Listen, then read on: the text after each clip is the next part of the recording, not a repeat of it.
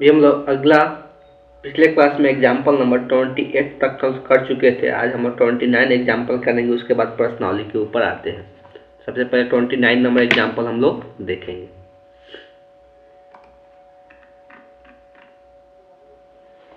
इसमें ताश वाला दिया हुआ है।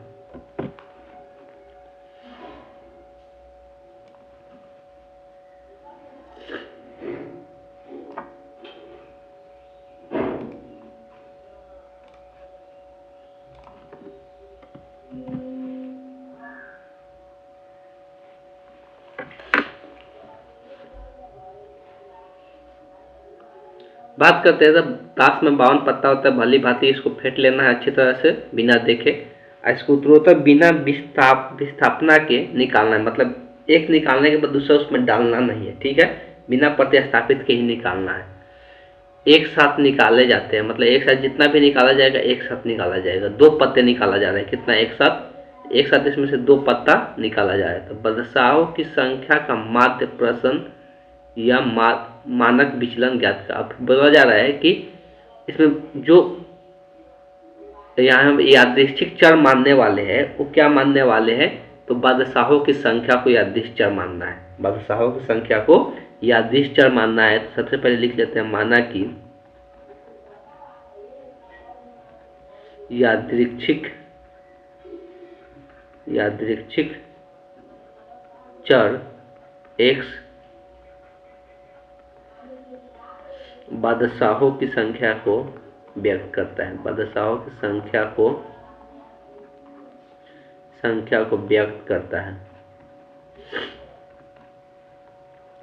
ये बादशाहों की संख्या को, बादशाह की संख्या कितना होता है हमको पता है। बादशाहों की संख्या जो होता है वो 4 होता है। बादशाह कितना होता है? 4 होता है ना। तो 4 अगर बादशाह होता है तो 0 1 2। अब देखो हम लोग को कितना पत्ती निकालना है? 2 ही पत्ती निकालना है। तो हो सकता है कि 2 पत्ती निकालेंगे उसमें एक भी बादशाह नहीं रहे, तो यादृच्छिक चर का मान क्या हो सकता है? यादृच्छिक चर का मान 0 हो सकता है। या 2 पत्ती निकाले तो उसमें एक में बादशाह निकले, एक में बादशाह ना निकले। या ऐसा भी हो सकता है जब हम 2 पत्ती निकाले दोनों में दोनों का बादशाह निकल जाए। बादशाहों की संख्या क्या आता है? मैक्सिमम 2 हो सकता है, इससे ज़्यादा तो होगा नहीं। अब हम लोग बात करते हैं प्रायिकता का।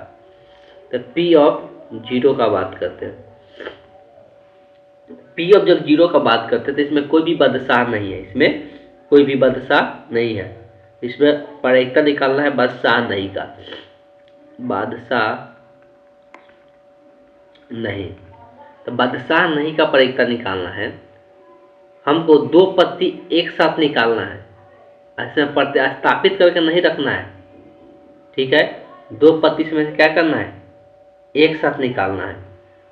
अब या तो इसको लिखने का तरीका है, पहले लिख लो कि 2 पत्ती एक साथ निकालना है। तो ये बादशाह नहीं मतलब क्या? बादशाह नहीं वाला कितना पत्ती? 48। 48 बटे कितना हो जाएगा? 52। और एक निकाल चुके तो दूसरा फिर निकाल रहे हैं, तो उसका क्या हो जाएगा? एक कम हो चुका है तो एक 47 हो जाएगा। 47 बटे कितना हो जाएगा? 51।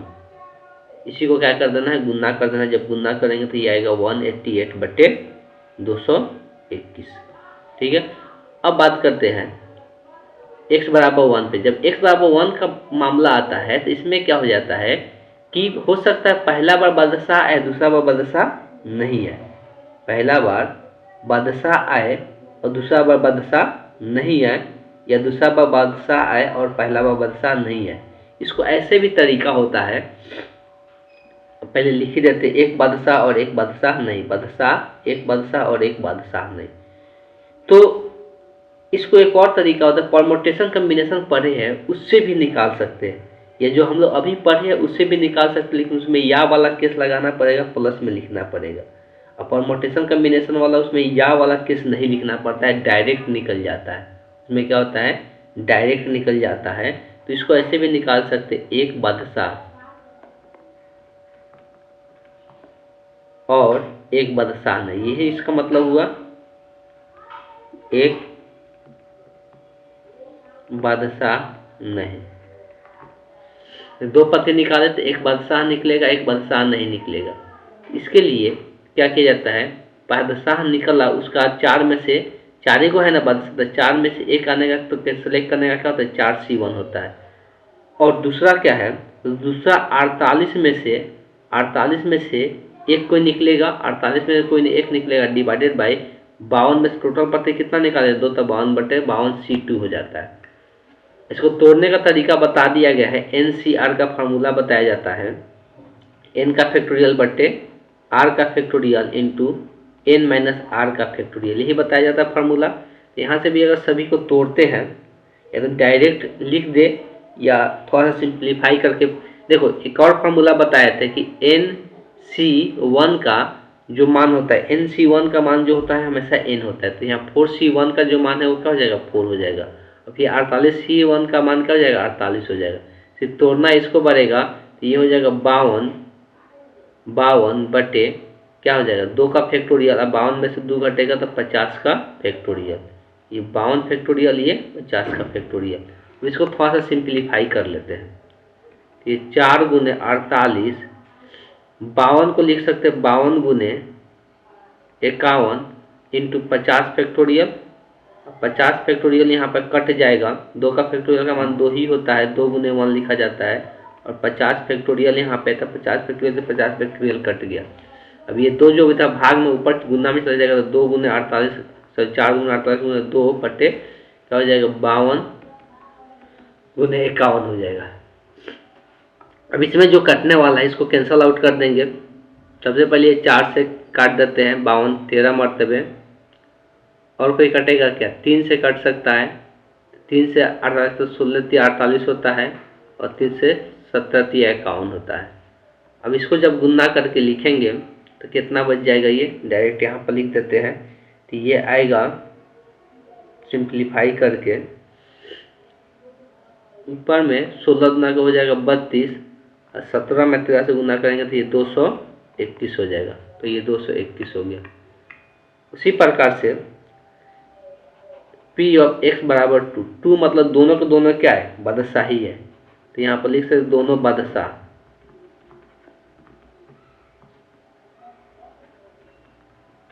दोनों बादशाह का बात हो रहा है, मतलब 4 में से 2 को सिलेक्ट करना है, चारों के बादशाह है ना, और 52 में से 2 सिलेक्ट होगा। नीचे में कुल पॉसिबिलिटी लिखा जाता है 52 में से 2, 4 के बादशाह था 4 में से 2। इसका जो फैक्टोरियल तोड़ेंगे डायरेक्ट हम थोड़ा लिख देते हैं, ऊपर में आप लोग सिंप्लीफाई कर दिएगा, 2 नीचे खाई जो कट जाएगा, 4 गुना 3 हो जाएगा, नीचे में 52 गुने 51 हो जाएगा। इसको जब यहाँ पर कैंसल आउट करेंगे तो 4 से ये कितना मरतबे कटेगा, 13 चौका 52 होता है, और 3 से ये कटेगा 17 मरतबे, तो ये आ जाएगा 1/221 हो जाएगा। तीनों का प्रायिकता निकल गया। तो अब प्रायिकता बंटन लिख सकते हैं, लिखेंगे प्रायिकता बंटन।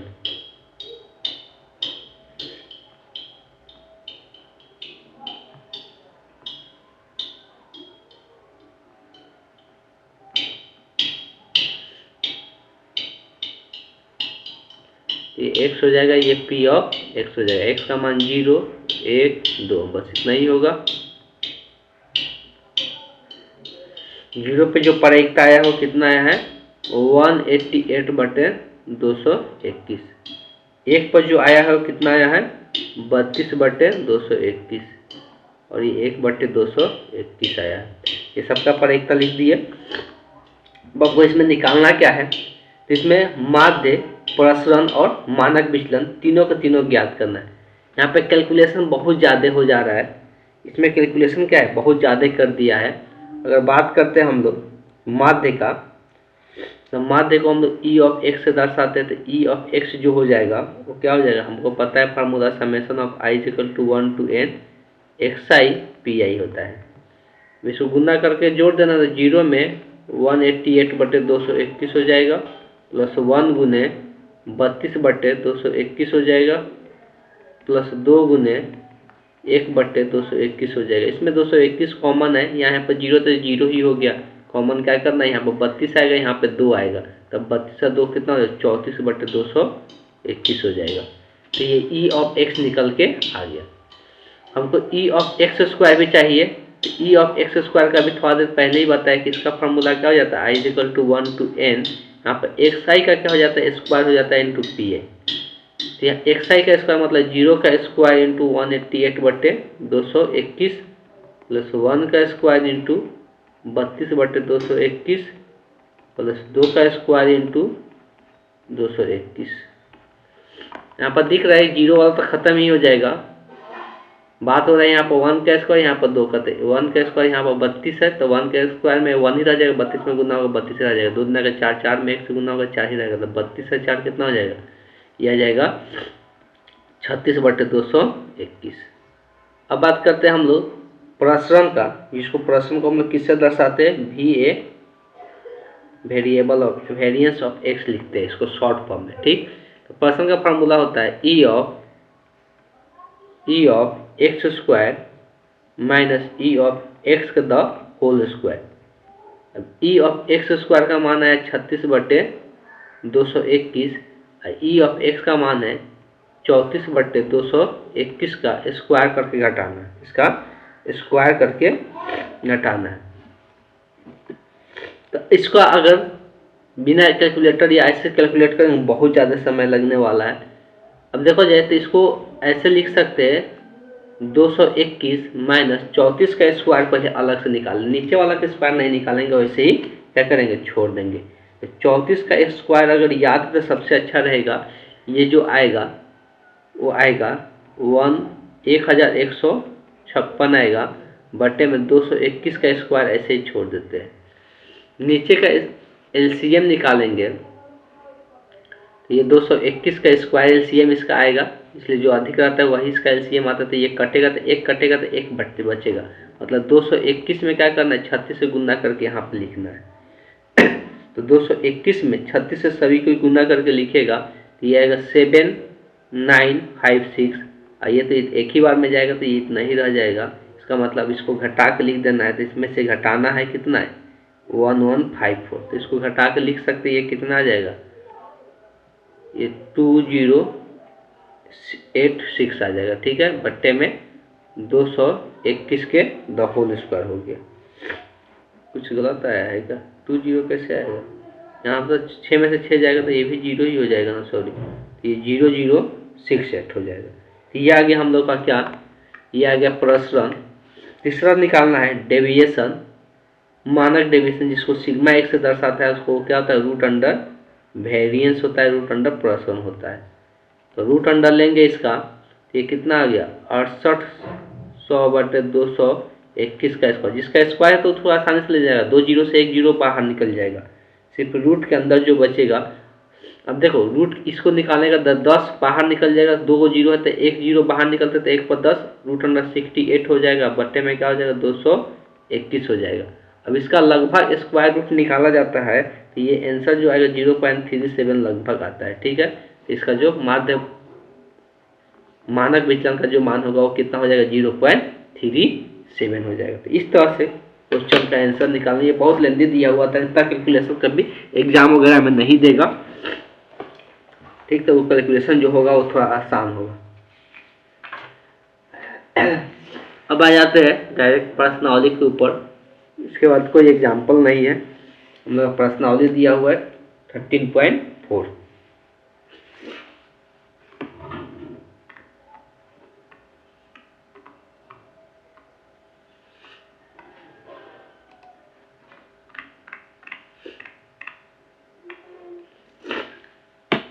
नहीं सर, थोड़ा सबका हिंट देते चलेंगे। बताइए कि निम्नलिखित प्रायिकता बंटन में कौन सी यादृश चर के लिए संभव नहीं है।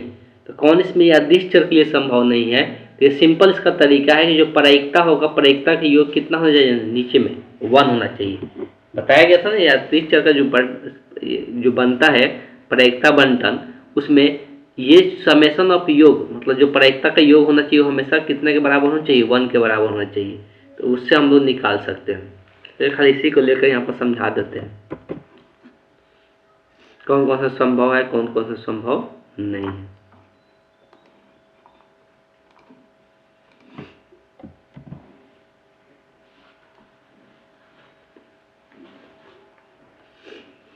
यहाँ पर देखा जाए तो ये 0.4 0.4 0.2 जोड़ेंगे तो कितने के बराबर होगा 1 के। तो ये ठीक है, यादृच्छिक चर के लिए लिख लेना है कि ये संभव प्रायिकता बंटन है।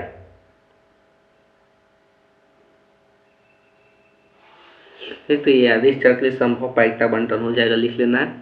इसमें देखो, इसमें निगेटिव प्रायिकता दिया है, प्रायिकता कभी निगेटिव होता है क्या? ये ऐसे ही नहीं होगा, तो इसको लिख लेना नहीं होगा। इसमें देखें 0.6 0.2 0.8 है, ये जुड़ेंगे तो 0.9, तो ये 0.9 ही रह जा रही है ऊपर, तो ये भी क्या होगा? ये भी नहीं होगा, प्रायिकता बंटन ये भी नहीं होगा। इसमें देखा जाए ये निगेटिव हो सकता है, ये जो यहाँ पर चर का मान होता है वो निगेटिव होता है, लेकिन प्रायिकता हमको पता है कि 0 से 1 के बीच ही लाई करता है। प्रायिकता 0 से 1 के बीच ही लाई करता है, या 0 हो सकता है 1 हो सकता है, लेकिन वो निगेटिव नहीं हो सकता है, ना 1 के 12 हो सकता है। अब अगर इसको जोड़ते तो ये 0.3, ये 0.2 0.5 हो जाएगा, ये 0.4, तो ये 0.9 हो गया। यहाँ पर 0. ये 1 दिया हुआ है, तो ये तो 1 इतना ही पर आ जा रहा है, ये एक्स्ट्रा दे दिया है 0.05। तो इस तरह से ये भी क्या होगा? बंटन नहीं होगा, सिर्फ पहला वाला होगा, बाकी यहाँ से कोई प्रायिकता बंटन नहीं कहलाएगा। मतलब यादृच्छिक चर का प्रायिकता बंटन ये नहीं कहलाएगा, बस यही ध्यान में रखना है।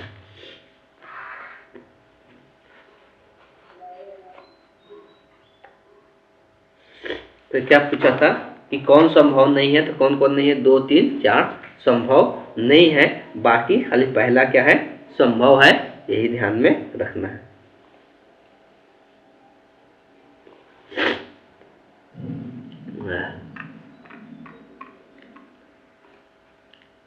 सब क्वेश्चन पर थोड़ा सा हिंट देते चलेंगे, लगे कोई बताने वाला है तो बता देंगे। ज़्यादा इसमें क्वेश्चन हम लोग चर्चा नहीं करेंगे, इसलिए टाइम ज़्यादा बर्बाद करने से कोई फायदा है नहीं। बहुत सारा एग्जाम्पल में क्वेश्चन करा दिया गया है। ठीक, सबसे पहले यहाँ पर क्वेश्चन नंबर देखते हैं कितना। तो क्वेश्चन नंबर 2 जो दिया हुआ है यहाँ पे,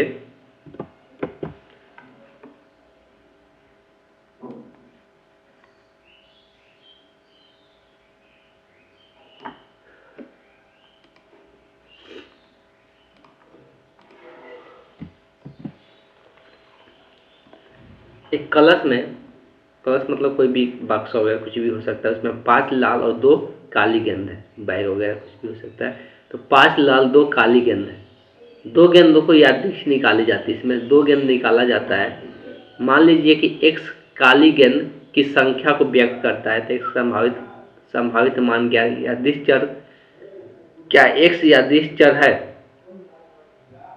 तो x यादृच्छिक चर चेक करने के लिए उसका प्रायिकता भी ज्ञात करना पड़ेगा। परंतु x का संभावित मान क्या क्या हो सकता है? 2 गेंद निकालते हैं, तो हो सकता है दोनों गेंद में से कोई भी काली गेंद ना आए, दोनों गेंदों में से कोई भी काली गेंद ना आए। तो जब दोनों गेंदों में से कोई भी काली गेंद ना आएगा तो उसके लिए क्या हो जाएगा? ऑब्वियस है कि उसके लिए संभावित चर का मान होगा 0 हो जाएगा। संभावित चर का मान क्या हो जाएगा? 0 हो जाएगा। इस तरह से यहाँ से दर्शा सकते हैं x बराबर क्या हो सकता है? 0 हो सकता है, या दोनों गेंद निकाले तो उसमें से एक गेंद काली गेंद आ जाए, या 2 गेंद निकाले तो ऑब्वियस है कि हो सकता है कि दोनों को दोनों क्या आ जाए? काली गेंद आ जाए। तो इस तरह से संभावना देखने को मिलेगा। प्रायिकता का बात करते हैं, तो अगर 0 पर प्रायिकता निकालते हैं x बराबर 0 पे, तो 2 काली गेंद, पहला में एक भी काली गेंद नहीं आ रहा था, काले गेंद छोड़कर क्या है? रेड ही है ना। तो 5 में से कोई ना कोई 2 आया होगा, फल कितना है? 7 में से कोई ना कोई 2 आएगा। इसको सिंप्लीफाई करना बहुत आसान है, बस थोड़ा सा ध्यान में रखें, बहुत जल्दी से सब सॉल्व हो जाएगा। 4 गुण क्या होगा? 5 गुने 4 बटे में हो जाएगा 7 गुने यहाँ पर 6 हो जाएगा, बस यही आएगा। इसको आप लोग सिंप्लीफाई करके चेक कर सकते हैं। इसलिए ये जो नीचे में 2 आता है ना, वो कैंसल आउट हो जाता है। नीचे में 2 आता है, दोनों में वो कैंसल आउट हो जाता है। ये 2 से कटेगा, ये 3 से कटेगा, और कोई कटेगा क्या? 5 दूना का 10, 7 तरीके 21 ये हो जाएगा। पी ऑफ एक्स बराबर 1 पे निकालते हैं, तो पी ऑफ एक्स बराबर 1 पे जब निकालेंगे तो यहाँ पे क्या होगा? यहाँ पे माने रहे कि एक काली गेंद आ रहा है, मतलब एक लाल गेंद आ रहा है, मतलब 5 में से एक चूज होगा, और एक काली आ रहा है तो 2 में से एक आएगा, और टोटल 7 में से ये कितना आएगा? 2 आएगा। अब इसको थोड़ा सा लिखना पड़ेगा। 5c1 का मान होता है 5 और 2c1 का मान होता है 2, और इसको अगर सॉल्व करेंगे तो ये आता है 7 6 डिवाइडेड बाई क्या आता है? 2 आता है। ये 2 को ऊपर लेके चले जाइए, यहाँ से 3 से काट देते, तो ये क्या बचेगा? 5 गुने 2 बटे 7 गुने 3, तो 5 दूना का 10 बटे 7 3 21, ये भी सेम ही आ गया, कोई अंतर इसमें नहीं आया। ठीक है, हाँ दोनों सेम ही आ गया। अब अगर तीसरा का बात करते हैं P ऑफ x बराबर 2 पे, तो P ऑफ x बराबर अगर 2 पे बात करेंगे तो इसमें क्या है, इसमें दोनों को दोनों काली गेंद आ रहा है, मतलब 2c2 हो जाए, दो ही काली गेंद है तो दोनों को दोनों काली गेंद ही है, तो 2c2 हो गया, डिवाइडेड बाई क्या हो जाएगा 7c2।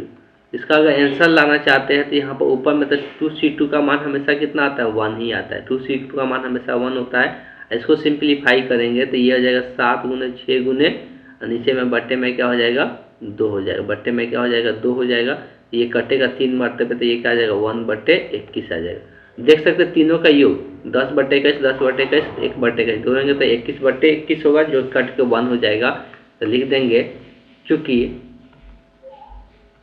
Summation of P I बराबर कितना हो रहा है 10/21 प्लस 10/21 प्लस 1/21, इसको जोड़ेंगे आएगा 21/21, जो कट के 1 आ गया, तो प्रायिकता 1 आ जा रहा है, इसलिए ये क्या कहलाएगा, इसलिए ये क्या कहलाएगा कि यादृच्छिक चर संभव है। इसलिए क्या लिख सकते हैं यादृच्छिक चर संभव है। ठीक, तो इस प्रकार से बताना था x चर, क्या x यादृच्छिक चर संभव है, तो यहाँ पर संभव हो जाएगा।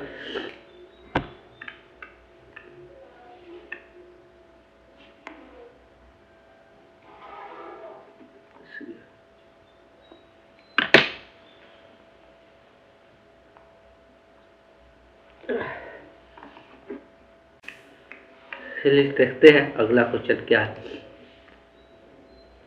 क्वेश्चन नंबर 3,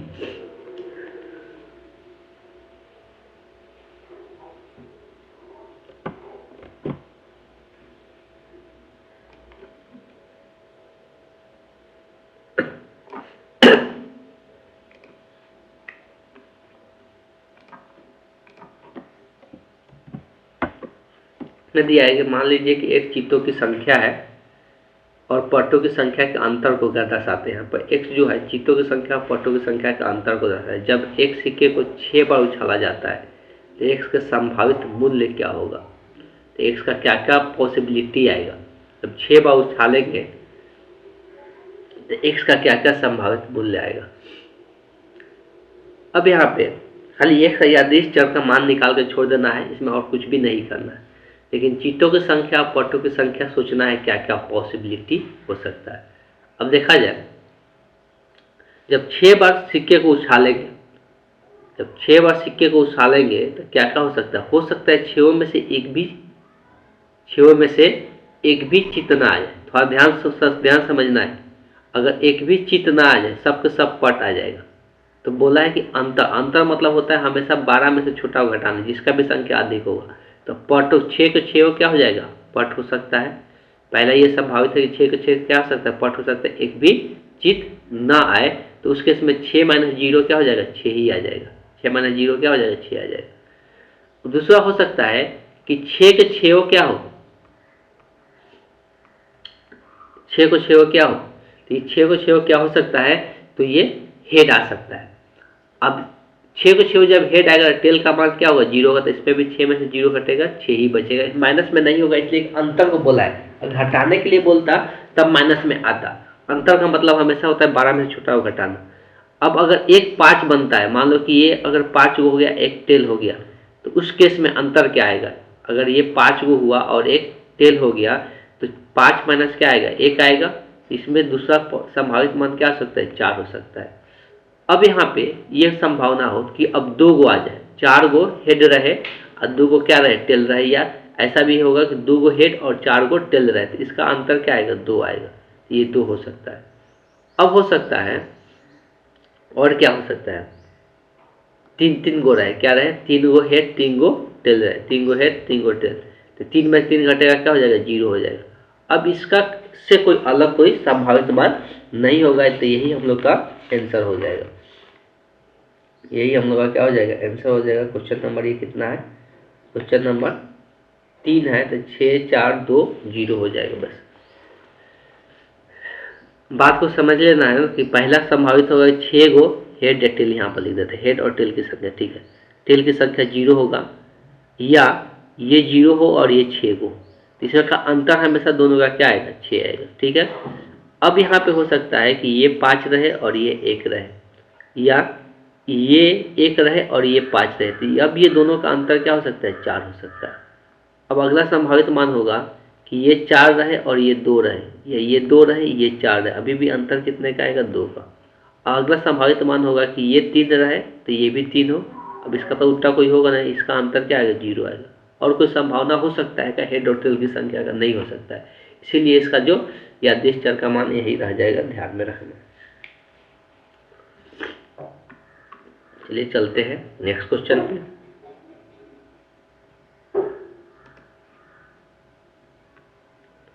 चार नंबर बोला निम्नलिखित प्रायिकता बंटन ज्ञात करना है। तीनों का प्रायिकता बंटन ज्ञात करना है। सिक्के को 2 उछालों पर चित की संख्या, चित की संख्या को यहाँ पर यादृच्छिक चर माना जा रहा है। चित की संख्या को जब 2 सिक्कों को फेंका जा रहा है तो उसमें चित की संख्या जो होगा उसको यादृच्छिक चर माना जा रहा है। सबका प्रायिकता बंटन ज्ञात करना है। कम से कम मैं अपना से ये ट्राई कर सकते इस प्रकार का क्वेश्चन, इसलिए बहुत सारा क्वेश्चन ऐसा बताया गया है। दूसरा इसका बोला 3 सिक्कों को एक साथ उछाला जाता है, तब इसमें पटों की संख्या को क्या करना है, प्रायिकता बंटन बनाना है। पटों की संख्या को ऐसा क्वेश्चन बताए हैं।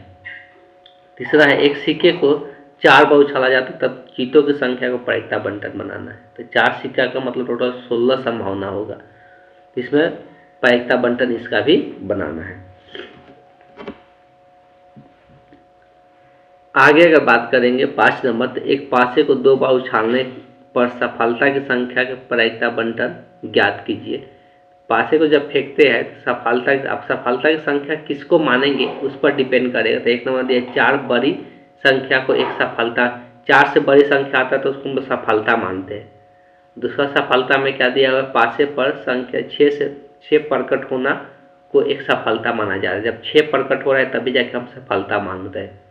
इस क्वेश्चन को बताया जाएगा, लेकिन इस क्वेश्चन को ऐसा करते हैं हम लोग अब नेक्स्ट क्लास में करते हैं। तो क्वेश्चन नंबर 5 को हम लोग क्या करेंगे, नेक्स्ट क्लास में करेंगे। इसमें जो भी एग्जाम्पल होगा ज़्यादा समय नहीं देंगे हम, बस एक क्लास और इसमें इस पर वर्क करेंगे, उसके बाद हम लोग अगला पर शिफ्ट कर जाएंगे।